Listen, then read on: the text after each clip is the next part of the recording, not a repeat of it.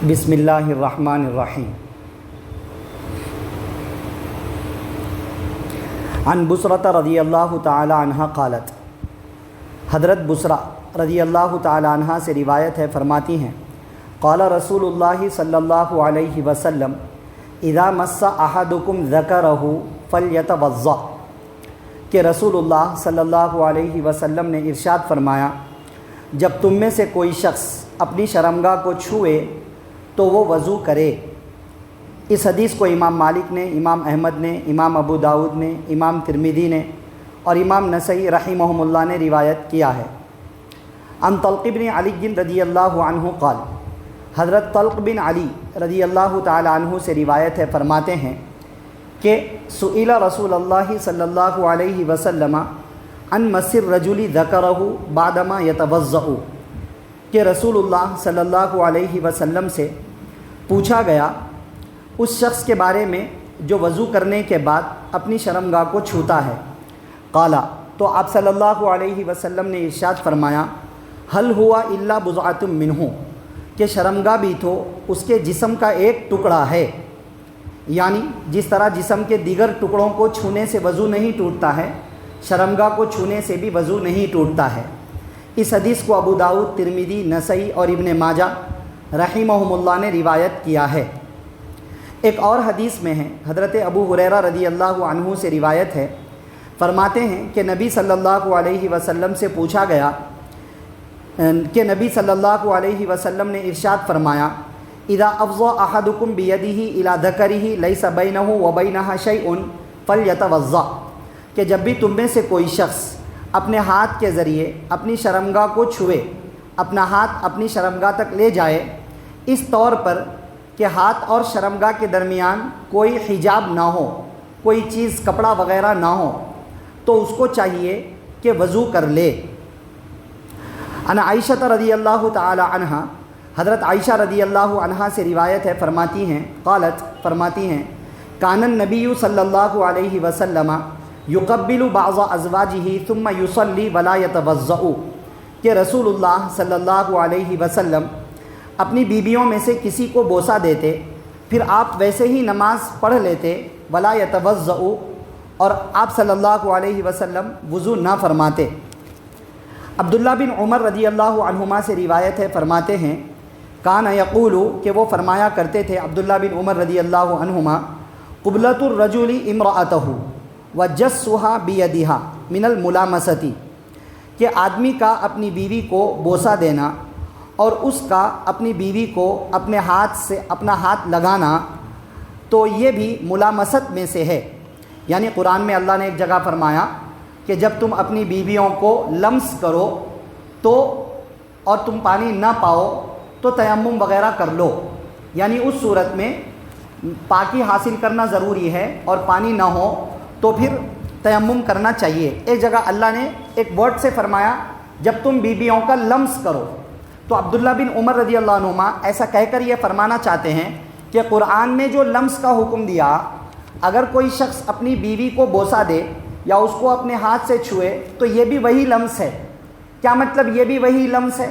آگے فرماتے ہیں ومن قبل امرأتہ وجسها بیدہ، چنانچہ جس شخص نے اپنی بیوی کو بوسہ دیا اور اس کو اپنے ہاتھ سے چھوا، فعلیہ الوضوء، تو اس کو وضو کرنا چاہیے۔ اس حدیث کو امام مالک اور امام شافعی رحمہم اللہ نے روایت کیا ہے۔ آج کے درس حدیث میں کئی حدیثیں پڑھی گئی ہیں، ان ساری حدیثوں میں دو چار باتوں کا تذکرہ ملتا ہے اپوزٹ طریقے پر۔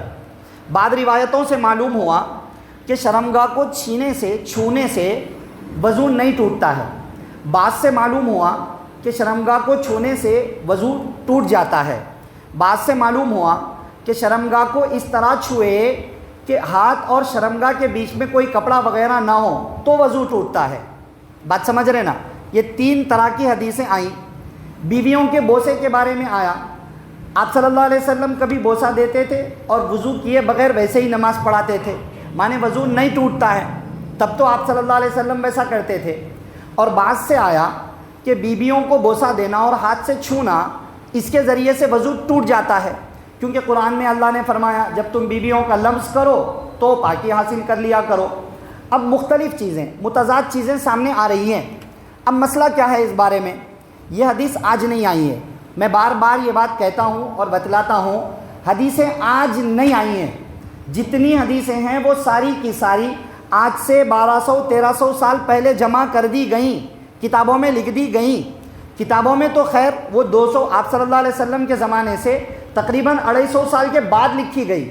بیچ میں 250 سال کے زمانے میں کیا حدیثیں نہیں تھیں؟ کیا اس ٹائم پہ بڑے بڑے مجتہدین تھے؟ تب ان کو یہ مسائل نہیں معلوم تھے؟ یہ جاننا اس لیے ضروری ہے کہ اگر ہم اس کو نہیں سمجھیں گے تو آج کے زمانے میں کسی ایک حدیث کو دیکھ کر کنفیوز ہو جائیں گے۔ بیچ میں کا ہم نے 1300 سال کے زمانے کو نکال کر پھینک دیا۔ 1300 سال کے زمانے سے حدیثیں چل رہی ہیں اور یہ مسائل بھی تب سے ہی چل رہے ہیں، ان ساری باتوں کا اختلاف بھی تب سے چل رہا ہے۔ جب حدیثیں ہیں تو صحابہ کرام ہی نے تو حدیثیں پہنچائیں، ان کے درمیان میں بھی تو اختلاف ہوا ہوگا، ظاہر سی بات ہے وہ بھی دیکھنا پڑے گا۔ صحابہ کی کیا رائے تھی، کیا فتویٰ تھا، پھر ان کے بعد تابعین کا کیا رائے اور کیا فتویٰ تھا، پھر ائمہ اربعہ جو بڑے 4 امام ہیں امت نے جن کو قبول کیا، ان کی اس بارے میں کیا رائے تھی، کیا فتویٰ تھا، سب دیکھ کر مسئلے حل ہوتے ہیں۔ کوئی بھی کتاب بخاری مسلم اٹھا کر ایک حدیث دیکھ کے اپنے اعتبار سے کمنٹ کرنا یا فیصلہ کرنا اور حدیث میں ہے کہہ کر ایک رائے قائم کرنا اور لوگوں کو اس رائے پر چلنے کے لیے اصرار کرنا اور دوسروں کو بالکل غلط قرار دینا، یہ غلط طریقہ ہے، غلط روٹ ہے۔ آدمی یہاں سے گمراہ ہو سکتا ہے، ہدایت پر نہیں آ سکتا ہے۔ الغرض اب یہ ساری حدیثیں میں نے آپ کے سامنے رکھی ہیں۔ اب اس کے بعد مسئلہ کیا ہے، مسئلے کا خلاصہ کیا ہے، اب اس کو سمجھیے آپ۔ جس سے معلوم ہوتا ہے کہ شرمگاہ کو چھونے سے وضو ٹوٹ جائے گا، اس کو سامنے رکھ کر بعض علماء نے کہا کہ شرمگاہ کو اگر کوئی چھو لے تو وضو ٹوٹ جائے گا۔ بعض علماء نے کہا کہ بغیر کپڑے کے براہ راست ہتھیلی سے شرمگاہ کو چھوئے، شرمگاہ کے چمڑے کو ہتھیلی کے ذریعے سے چھوئے تو وضو ٹوٹے گا، کپڑے کے ساتھ میں ہاتھ لگ جائے تو وضو نہیں ٹوٹے گا۔ بعض لوگوں نے یہ فرمایا۔ دیگر بعض علماء خاص طور سے فقہ حنفی کے اندر مسئلہ یہ ہے اور فتویٰ اس پر ہے کہ شرمگاہ کو کسی بھی طرح چھو لو اس کے ذریعے سے وضو نہیں ٹوٹے گا۔ براہ راست ہتھیلی براہ راست شرمگاہ کے چمڑے کو لگ گئی، وضو نہیں ٹوٹے گا۔ کپڑے کے ساتھ میں چھوا، وضو نہیں ٹوٹے گا۔ کیوں بھائی؟ جب بعض حدیثیں ہیں کہ وضو کو ٹوٹ جاتا ہے، وضو توڑتا ہے یہ عمل، تو وہ حدیثوں کا کیا؟ تو اس کے بارے میں تشریح کرتے ہیں ائمہ احناف، فقہاء احناف۔ پہلے یہ بتلاتے ہیں کہ آپ صلی اللہ علیہ وسلم نے فرمایا شرمگاہ بھی جسم کے دیگر ٹکڑوں کی طرح ایک ٹکڑا ہے۔ ہاتھ ہے، ہاتھ کو چھونے سے کیا وضو ٹوٹتا ہے؟ نہیں ٹوٹتا ہے۔ براہ راست چھوو بغیر کپڑے کے، وضو نہیں ٹوٹتا ہے۔ گال ہے، فیس، ہمارا فیس ہے، گال ہے، اس کے اوپر جو کلے ہیں یہ ہے، اس کو چھوئے تو کیا وضو ٹوٹتا ہے؟ نہیں ٹوٹتا ہے۔ ناک ہے، ناک بھی ایک ٹکڑا ہے، اس کو چھوئیں تو کیا اس سے وضو ٹوٹتا ہے؟ نہیں ٹوٹتا ہے۔ شرمگاہ بھی جسم کے ٹکڑوں میں سے ایک ٹکڑا ہے، وہ کوئی ناپاک حصہ نہیں ہے۔ ناپاکی وہاں سے نکلتی ہے مگر وہ ناپاک حصہ نہیں ہے، بات سمجھ رہے نا؟ تو اس کو چھونے سے بھی وضو نہیں ٹوٹے گا۔ چنانچہ یہ چیز فقہاء احناف نے نہیں کہی ہے، یہ فتوے صحابہ نے دیے ہیں۔ صحابہ نے بھی فرمایا ہے کہ بہت سارے صحابہ کرام کے فتوے ہیں۔ بعض صحابہ کرام نے کہا ہے کہ جیسے تمہارا ناک، تمہاری ناک تمہارے جسم کا ٹکڑا ہے، ناک کو چھونے سے وضو نہیں ٹوٹتا ہے، اسی طرح شرمگاہ کو چھونے سے بھی وضو نہیں ٹوٹتا ہے۔ بعض صحابہ نے یہ فتویٰ دیا ہے کہ اگر تم اس کو ناپاک ٹکڑا سمجھتے ہو تو کاٹ کے پھینک دو تاکہ تمہارا وضو ہی نہ ٹوٹے، وہ ناپاک نہیں ہے، ناپاکی وہاں سے نکلتی ہے۔ اور اگر ہم اس کی وجہ سے وضو کے ٹوٹنے کا فتویٰ دیں تو امت کو بڑا حرج پیش آئے گا، بڑے حرج میں مبتلا ہو جائے گی۔ جب اختلاف ہے، روایات ہیں، صحابہ کے فتوے ہیں اور اس کے اوپر گنجائش کا فتویٰ دیا جا سکتا ہے اور اس میں امت کی سہولت ہے، تو فتویٰ یہی دیا جائے گا کہ اگر کوئی شرمگاہ کو ہاتھ لگا دے کپڑے کے ساتھ یا بغیر کپڑے کے تو اس کی وجہ سے وضو نہیں ٹوٹے گا۔ مسئلہ تو یہی ہوگا۔ نہیں بھائی جن حدیثوں میں ہے وضو ٹوٹے گا، اس کا کیا ہے؟ تو اس کے بارے میں 2 باتیں علماء فرماتے ہیں۔ پہلی بات یہ ہے کہ چونکہ بغیر آڑ کے، بغیر کپڑے کے چھونے کی وجہ سے نارملی بندے کے اندر فیلنگز آتی ہے، سیکس فیلنگز آتی ہیں، اور سیکس فیلنگز کے ٹائم پر مزی نکل جاتی ہے، مزی، تو وہ مزی نکلنے کا سبب ہے، اس کی وجہ سے ایک آدھ قطرہ مزی نکلنے کا ڈاؤٹ ہے، اور مزی کے بارے میں گزشتہ درس حدیث میں آیا کہ اس کی وجہ سے وضو ٹوٹ جاتا ہے کیونکہ وہ ناپاکی ہے اور ناپاکی نکلنے سے وضو ٹوٹتا ہے۔ اس لیے کہا احتیاطاً وضو کر لو، احتیاطاً وضو کر لو، یہ مطلب ہے اس کا ایک۔ اور دوسرا مطلب یہ ہے، وضو کر لو کا مطلب یہ ہے کہ ہاتھ دھو لو، کیونکہ عربی زبان میں وضو کرنا ہاتھ منہ دھونے کو بھی کہا جاتا ہے، تو دونوں مطلب ہے۔ اگر ہم وضو سے وضو مراد لیتے ہیں تب بھی مطلب یہ ہے وضو ٹوٹے گا تو نہیں، لیکن احتیاطاً وضو کر لینا اچھی چیز ہے، بہتر بات ہے، وضو کر لو۔ لیکن ایمرجنسی ہے، نماز کا وقت نکل رہا، ابھی وضو بنانے میں نماز چھوٹ جاتی تو پھر اصل فتوے پر عمل کریں گے، وضو نہیں ٹوٹے گا، ہاتھ دھو لیجئے، دھو کر کے نماز پڑھ لیجئے، بشرطے کہ مزید نہ نکلی ہو۔ اگر مزید نکل گئی تو پھر اس کی وجہ سے وضو ٹوٹے گا، ٹھیک ہے۔ بیوی کے بوسے کے بارے میں یہی مسئلہ ہے کہ اگر کوئی بیوی کو بوسہ دیتا ہے تو اس کی وجہ سے بھی وضو نہیں ٹوٹتا ہے، کیونکہ بیوی کا بوسہ، بیوی کا گال کوئی ناپاک چیز نہیں ہے، نہ آدمی کے ہونٹ ناپاک ہیں، تو بوسہ دینے سے بھی وضو نہیں ٹوٹتا ہے۔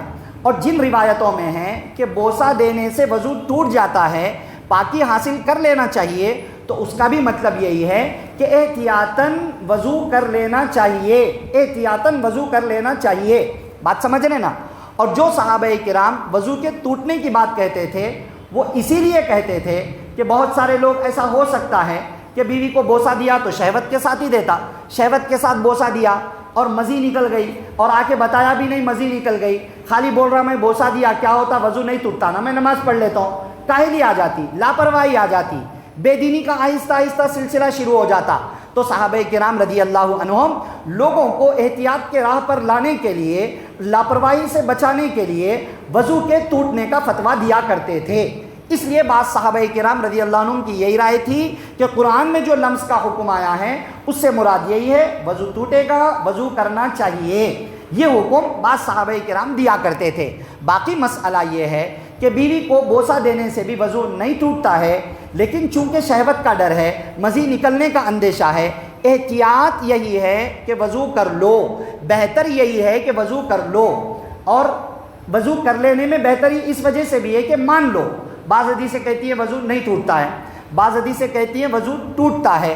اب اگر فیصلہ آج نہیں ہوا اور قیامت کے دن مان لو فیصلہ ہونا ہے، تو اگر کوئی شخص یہ سمجھے کہ وضو ٹوٹ گیا تھا اور وہ وضو کر لے، حالانکہ وضو نہیں ٹوٹا تھا، اور وہ وضو کر لے تو اس کی نماز تو درست ہے نا، کیونکہ وضو نہیں ٹوٹا تھا پھر بھی وضو کر لیا تو وضو کے ساتھ تو نماز پڑھا، عبادت تو اس کی درست ہے۔ اور اگر کوئی شخص یہ کہے کہ وضو نہیں ٹوٹا تھا، حالانکہ قیامت میں پتہ چلا کہ وضو ٹوٹ گیا تھا اور وہ وضو کرے بغیر نماز پڑھ لیا وضو نہیں ٹوٹا سمجھ کے، تو پھر وہاں کیا جواب دیتا؟ وہ نماز کا کہاں سے حساب لاتا پاکی کا؟ اس لیے علماء فرماتے ہیں احتیاطاً وضو کر لینا چاہیے۔ باقی اصل مسئلہ یہ ہے کہ وضو نہیں ٹوٹے گا، ایمرجنسی وغیرہ موقعوں پر بہت ساری مرتبہ ضرورت پیش آتی ہے، وضو بنانے میں نماز کا ٹائم نکل جاتا ہے، تو ایسے موقع پر وضو نہیں ٹوٹنے والے فتوے پر ہی عمل کریں گے، احتیاط کے طور پر وضو کر لیں تو وہ اپنی جگہ پر ہے، ٹھیک ہے نا۔ یہ خلاصہ ہے، بڑی اہم بات ہے، بڑا اہم موضوع ہے، اہم مسائل چل رہے ہیں پاکی ناپاکی کے، ان مسائل کو جانیے، اپنی عبادات کو درست رکھنے کی فکر کیجئے، دعا فرمائیے اللہ تعالیٰ مجھے، آپ کو، سب کو احادیث کی ان قیمتی باتوں، احادیث سے ملنے والے ان قیمتی مسائل میں جو باتیں عمل سے متعلق ہیں اللہ اس پر عمل کرنے کی، جو باتیں بچنے سے متعلق ہیں اللہ ان سے بچنے کی، اور جو باتیں عقیدے سے متعلق ہیں اس پر عقیدہ رکھنے کی توفیق نصیب فرمائیں، آمین۔ سبحان اللہ و بحمدہ، سبحانک اللہم و بحمدک، ونشہد ان لا الہ الا انت، نستغفرک و نتوب